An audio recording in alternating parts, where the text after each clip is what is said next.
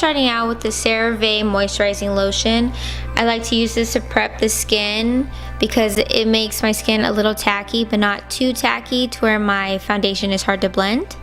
Makes it good and sticky. Now I'm using the NYX HD Eyeshadow Primer. It's a pretty good dupe to the Urban Decay Primer Potion, I feel. And now I'm taking Red Ochre with the Morphe M514 brush. And I'm putting that in the crease. This is what the Morphe brush looks like up close. You can use any brush that's similar to that shape just to get this kind of look.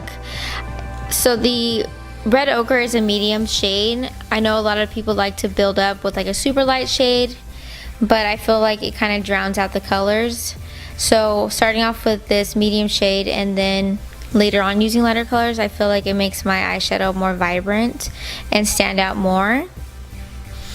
And now I'm taking Real Gar with that same brush and I'm blending out the edges and making the color, just making the look just a little bit warmer with that orangey shade. Now I'm taking Love Letter in the inner crease. I don't know why it's not really showing up on camera, but it is a pinky color and you can see it in person. And I'm just putting that in the inner part. And now I'm taking Cypress Umber with the Sigma Exact Blend E32 brush.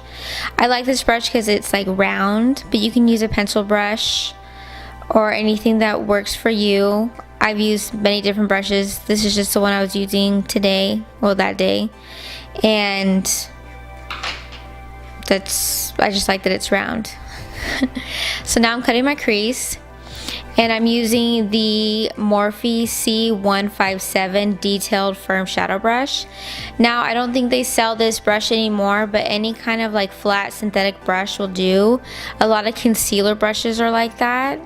It's just anything that's gonna be flat and hold the concealer well to stamp out your crease. This is how I do it. I stamp out the shape of my actual crease and then I look back and I see if I need to go up higher or not. And since my eyes are a little bit hooded, I do like to take that crease just a little bit higher than my natural crease, so that way when my eyes are open that you see the eyeshadow. So here I going to smooth out those little rough edges, kind of like connecting the dots is what I say. And I'm just using my ColourPop concealer, but you can use any concealer. I've used the Tarte Shape Tape. I've used different concealers, just whatever concealer you have that's going to be opaque enough to show up on the lid and take away the colors of the eyeshadows in your crease.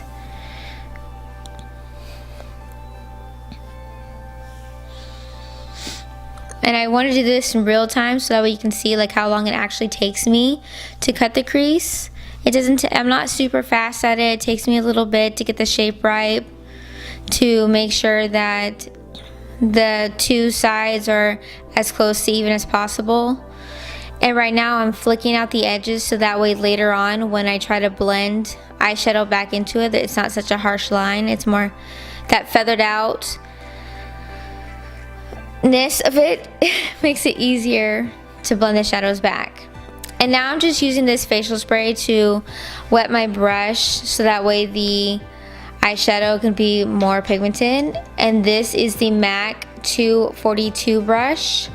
Out of all the MAC brushes, this is the only one I would actually recommend buying if you ever wanted to actually buy a brush. I'm using the Shadow Primavera, which is this pretty gold, and since I wet it, it is sparkly looking, way more sparkly than if I were to put it on dry. But as I was saying, if you're gonna go for a MAC brush, this is the only one I'd recommend because all of their other brushes most definitely have a dupe for, and I haven't really found a dupe for the 242 yet.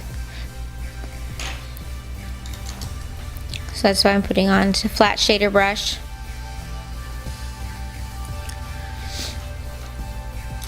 And now I'm taking Vermeer with the other end of that brush that I used to cut the crease, the C157. And see how small it is? Makes it really easy to make like a sharp line. And I'm using the light shadow on the top and kind of like blending it into the gold so that way it kind of goes seamlessly together instead of it being like two different colors. But the lightness makes the cut of my crease look sharper. And see how in the inner corner I put a little bit too much concealer? So I'm taking the Morphe M160-116. It's like a gel liner brush. I grabbed Love Letter and I went ahead and fixed up my boo-boo. And now I'm taking Golden Ochre with this Sigma Diffused crease brush. I don't even know the number because this brush is so old that the numbers have worn away. The name isn't even on there anymore. And now I'm going back in with Real Guard since I lost some of my color since I blended it out with the Golden Ochre.